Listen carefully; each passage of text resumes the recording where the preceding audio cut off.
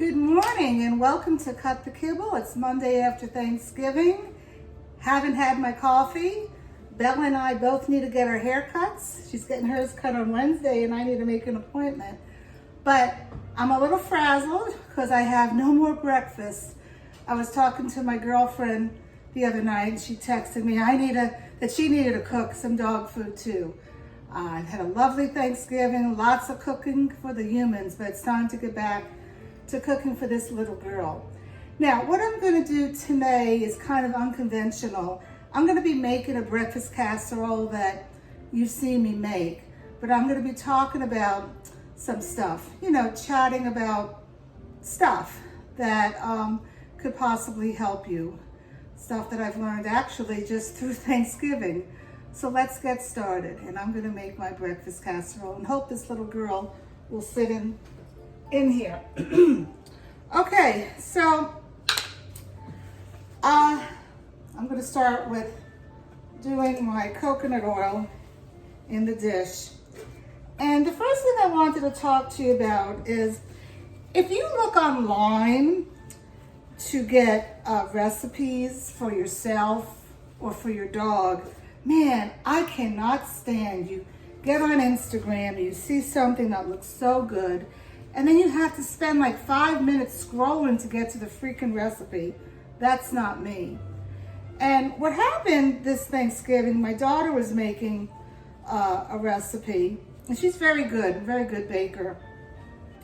And she was using the recipe from her phone. First of all, people, if you're gonna do a recipe, print it out, okay? I'm gonna give her a little bit of this coconut oil, because I always do. And my daughter did not print it out, and she was doing the recipe, but she forgot to scroll all the way down. She was making pumpkin bars, and we took them out of the oven, and they tasted so bitter. She forgot to put the 2 cups of sugar and the cinnamon and the nutmeg because she didn't scroll through the recipe. So you need to do that. I don't really follow recipes on the Instagram. And the blog. I'm going to hold it for a few minutes here. I have a blog. It's called You Are What You Eat. I started it like 8 years ago. And to be honest with you, I feel, because it happened to me some, people would make the recipe, in their own little kitchen by themselves, and then they would go and type it all out, and they would forget some of the stuff, the ingredients, to share with others. So I'm right here with you now doing this live. You're seeing all my mistakes. You're seeing everything that I'm putting in. So if you want the recipe, you need to go back, and look at it. So that's the number one thing. Okay, and also my daughter, you need to follow directions. If you find something and it doesn't have the size of the pan, don't do that recipe. That person needs to tell you every little detail, from the size of the pan to how much to do for the oven, etc. All right, so here I'm gonna go. I got my handy dandy food processor. This is my number one kitchen appliance that I love. And I don't know why this little girl, if you want this liver, you have to sit here. Okay, now, shh. I have some liver, but you have to be a good girl. You're not gonna get it. Nope, stay. Okay, so what am I gonna put into this breakfast casserole? I went ahead, crisis, I have no more cauliflower in the freezer, so I need to go to Costco and buy some cauliflower. And I'm gonna put this dog down because I haven't had my coffee. I don't wanna listen to a barking dog, and I don't think you do either. So, I'm getting a little low on vegetables in the freezer, but I do have some that I cooked up, fresh asparagus, and here you go, sweetie, and zucchini, and then I put some frozen broccoli. Now, so I microwaved it. I'm putting it in here with the water. Okay, that's number one. And then we have some leftover pumpkin that my daughter made several pumpkin recipes that she followed online.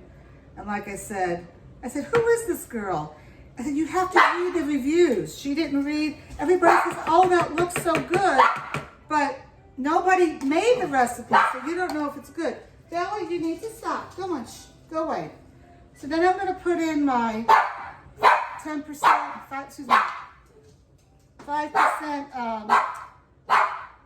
liver and blueberries. Okay. I do have one thing I really want to talk to you about, but I don't want to do it while she's barking. So I may have to hold her in a little bit.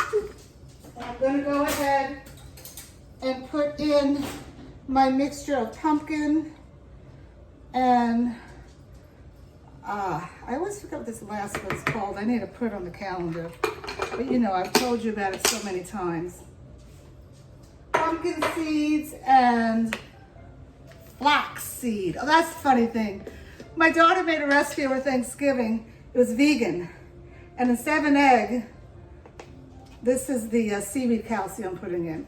Instead of an egg, she put in 2 flax eggs, which is basically flax seed with water, and you let it sit in the refrigerator for 15 minutes. I don't think she's doing that again. We, at the end, said, WTF, what the flax? Anyway, I have all this in here, and I'm gonna mix it up.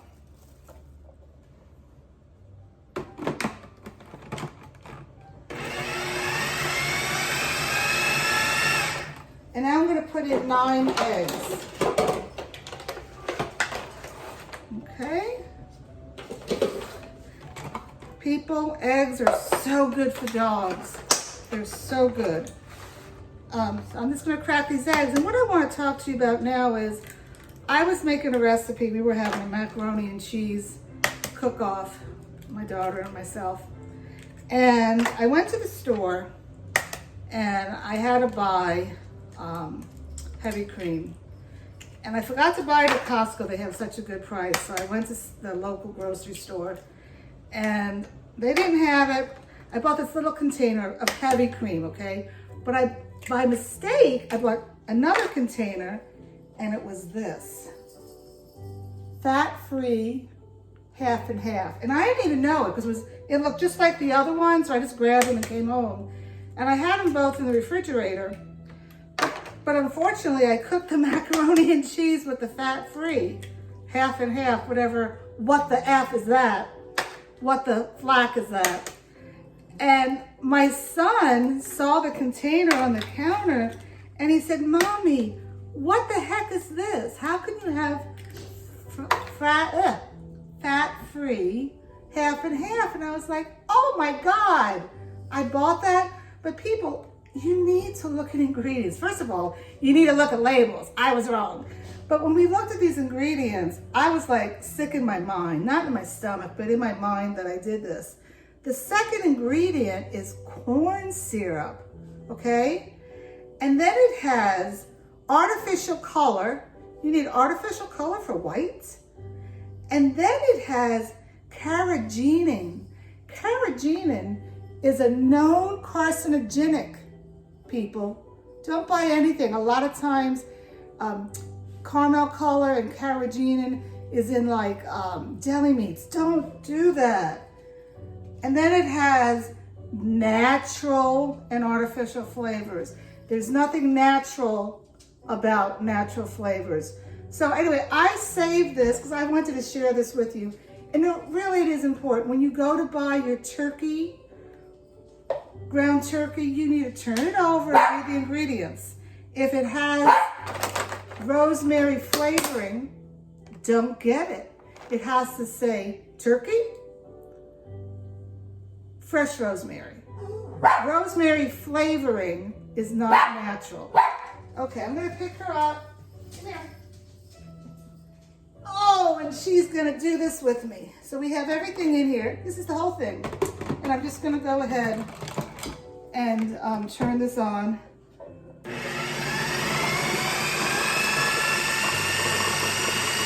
And again, I'm shying away from filler. I feel like I need to repeat this so much. Quinoa is good, but you have to be careful because it has a lot of protein in it. You don't want to give your dog too much protein. But quinoa just comes through her, you know, she doesn't process it. Never ever do corn. Corn of any sort, this is a no-no. Rice, you gotta be careful with. If you wanna use rice, you have to cook it so much longer, okay? And I've read that rice can have arsenic in it. I mean, all our foods are crazy these days. Pasta, she cannot eat pasta because she'll lick and then her beautiful white hair gets red. She's allergic to the pasta. Oats, if you're gonna do oats, it has to be non-GMO. I find with her that she itches, so I don't do that. And I do sometimes chickpeas, but I only do a little because you don't want to do a lot of beans in your food because beans can block the dog from producing and absorbing taurine, Taurine, look it up, that is needed for a good health heart. But you can do beans, just don't do a lot. I mean, that's why we're cutting the kibble. On the dog food labels for the kibble, they'll have the second ingredient is peas, the third ingredient is pea flour, then they have pea isolate. Oh my gosh, that's too much legumes. Legumes are anything that is in a shell, but you can do a little. You can do a little. Anyway, I'm done. I'm just gonna do this one more time. I'm gonna put this in the oven, clean up, and have my coffee and start my week. So anyway, one of the 3 things that we've learned today, I have it here. You need to read ingredients. You need to follow instructions. And oh, the one last thing that I didn't tell you, don't go overboard, people, on anything. I made a Southern Living collard green and garlic sauce with sippets. And I was like, what the F, what the flack is sippets? And basically, I had to buy French bread and get EVOO, extra virgin olive oil, and put it in my pan and make croutons. And it was a disaster. First of all, nobody ate those darn sippets. Okay, the collard greens were good, but I ruined my pan. You don't cook on high heat with olive oil. Olive oil has a low burning point. So if you're gonna cook something, this is for you, not necessarily for the dogs, avocado oil is a better choice for cooking. Yeah, and dogs can have avocado oil. Dogs can have olive oil. Dogs can have coconut oil. Stay away from the corn oil and the vegetable oil and the palm oil, all cottonseed oil. That's all highly processed oils. Just stay away from them, okay?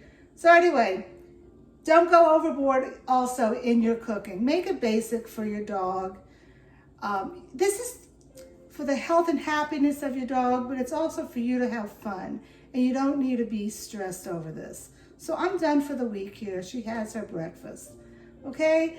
And I hope you learned something today. So from our house to yours, I think somebody says that, one of the cooking chefs on Food Network.